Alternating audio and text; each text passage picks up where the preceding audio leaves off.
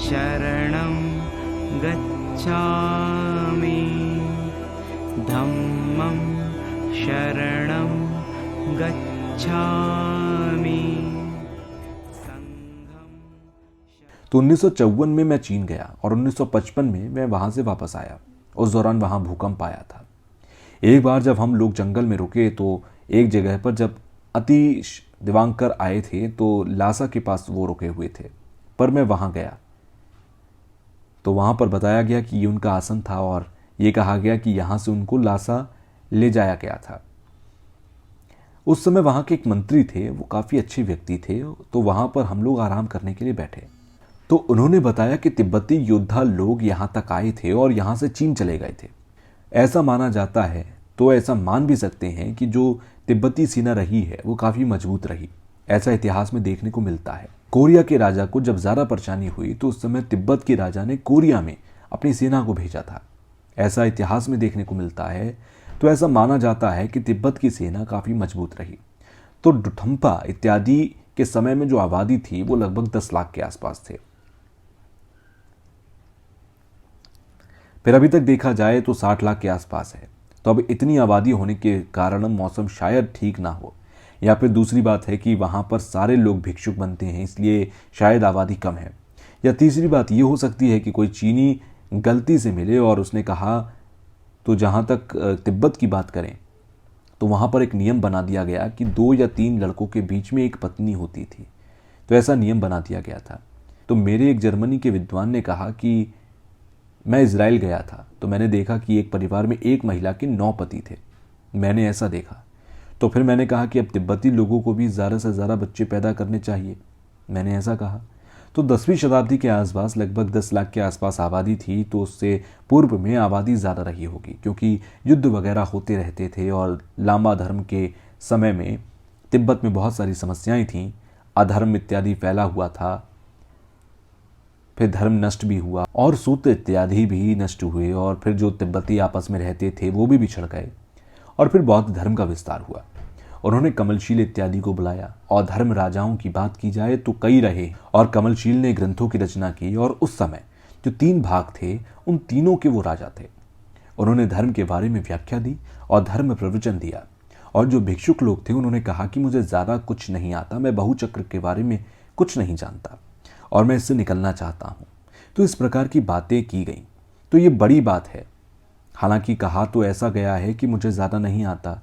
तो ऐसा कहा जाता है कि तिब्बत में ऐसा समय आ गया था कि अतीश दिवांकर नाम सुनते ही लोग गंभीर रूप से श्रद्धावान हो जाते थे। तो जो 3 मार्ग क्रम हैं उन्हें बताने का अलग अलग तरीका होता है। जहाँ तक लंबरीम की बात की जाए तो उसमें 3 प्रकार के पुद्गलों की बात की जाती है और 3 प्रकार के जो मार्ग क्रम है उसमें खासकर जो हमें मानव शरीर मिला है उसका किस प्रकार से उपयोग करना चाहिए इसके बारे में अभ्यास किया जाता है। हमारे जो आँख, नाक, कान है उसके सुनने के लिए बहुत सारे शब्द हैं। जैसे कि चिड़ियों और जानवरों की अलग अलग आवाज़ें होती हैं। तो उसके अतिरिक्त जो मनुष्य है उनकी अलग भाषा होती है। तो ज़्यादातर जो अपने हित के लिए काम किया जाता है, जैसे मेरा कमरा, मेरा घर, सामान इत्यादि, या फिर इसके अतिरिक्त जो हमारे रूप, गंध, स्पर्श आदि के बारे में ज़्यादा आसक्ति है और बहुत सारी चीज़ों को सुनते हैं। और जब इसे सुनते हैं तो हमारे अंदर आसक्ति पैदा होती है या उसके प्रति हमारा लगाव होता है। तो शब्द कोई भी हो तो जो हमारी अज्ञानता है उसको नष्ट करने के लिए होता है या फिर जिसको हम नहीं जानते उसके लिए।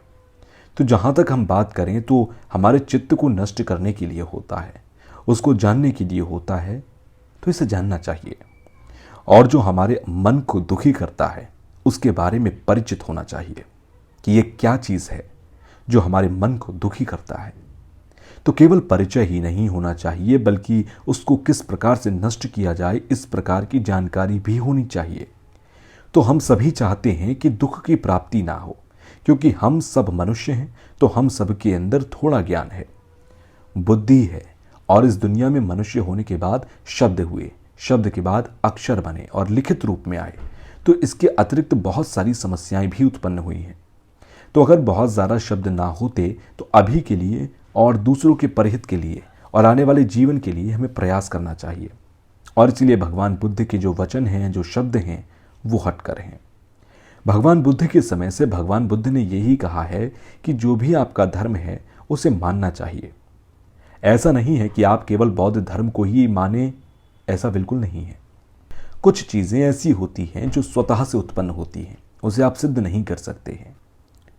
जैसा कि हम लोग यहाँ बातचीत करते हैं तो उसमें हम ज़्यादातर यही बात करते हैं कि हमारे क्लेश का जो शत्रु है उसे नष्ट करना चाहिए। और सबसे महत्वपूर्ण बात यह है कि हमारा जो चित्त है उसका स्वभाव निर्मल होता है। इसे स्वच्छ स्वभाव वाले चित्त में कभी भी क्लेश उत्पन्न नहीं होता। लेकिन अगर कोई क्लेश या बुराई उत्पन्न हो भी जाए तो वो क्षणिक है, वो थोड़े समय के लिए होती है। तो नाम कुछ भी दिया जाए, लेकिन जो अज्ञानता वाले शब्द हैं उसे जानना चाहिए और उनको नष्ट करने की कोशिश करनी चाहिए। तो सूत्रों में भी देखने को मिलता है कि जिस प्रकार से सूर्य का प्रकाश जब फूलों पर पड़ता है तो फूल खिल जाता है, उसी प्रकार से जब भगवान बुद्ध के हम वचन सुनते हैं तो जो हमारे क्लेश हैं, अज्ञानता है, वो क्लेश नष्ट होने लगता है और ज्ञान रूपी प्रकाश उत्पन्न हो जाता है। और उनके दर्शन वचन सुनने से हमारे जीवन में धीरे धीरे खुशी उत्पन्न होती रहती है। तो इस प्रकार की जो खुशी है वो खुद उत्पन्न करनी चाहिए। और भगवान बुद्ध का जो ज्ञान है वो हम एक दूसरे के अंदर डालें, ऐसा संभव नहीं है।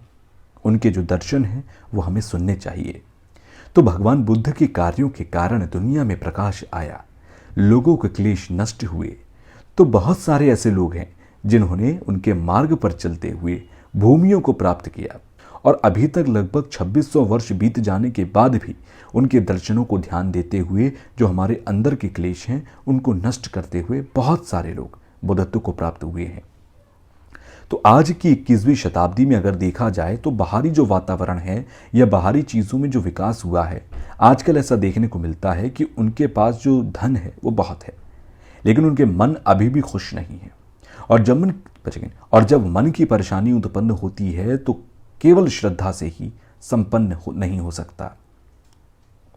तो चित्त का जो दुख है वो किस कारण उत्पन्न होता है, इसके बारे में हमें सोच विचार करना चाहिए। पूर्व जन्म की बात तो दूर की बात है, हमें पहले ये जानना चाहिए कि क्यों हमारा मन दुखी होता है, क्यों सुखी होता है, इसके बारे में सुनना चाहिए।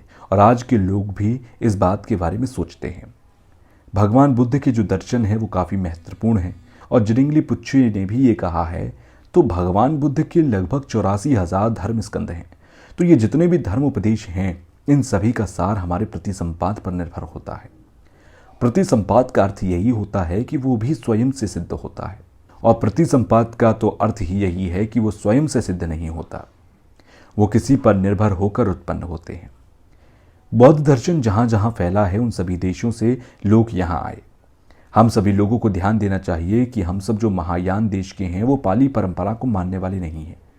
तो ज़्यादातर लोग हम नालंदा परंपरा को मानते हैं, नालंदा परंपरा को सीखने वाले हैं। और जो भी प्रज्ञा पारमिता हृदय सूत्र को पढ़ते हैं, जो भी नालंदा परंपरा का है वो प्रज्ञा पारमिता हृदय सूत्र का पाठ करता है। तो प्रज्ञा पारमिता सूत्र जो है उसका चाय पीने के बाद किया जाता है पाठ, या उससे पहले। यहाँ ये पूछा जा रहा है, प्रज्ञा पारमिता सूत्र तिब्बती भाषा में है तो सभी भाषा में उसके अर्थ को समझना चाहिए। मैं सभी लोगों को कहता हूँ तो ये तेंगुर शास्त्र के अनुसार उसमें अर्थ के बारे में बताया गया। तो जब माध्यमिक दर्शनों की व्याख्या की जाती है तो उसमें खासकर मूल माध्यमिक कणिका का जिक्र आता है। तो जो लोग नहीं जानते उनको ऐसा लगता है कि मैं जानता हूँ।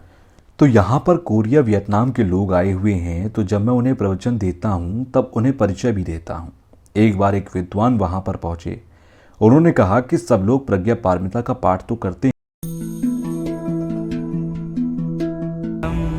शरणं गच्छामि धम्मं शरणं गच्छामि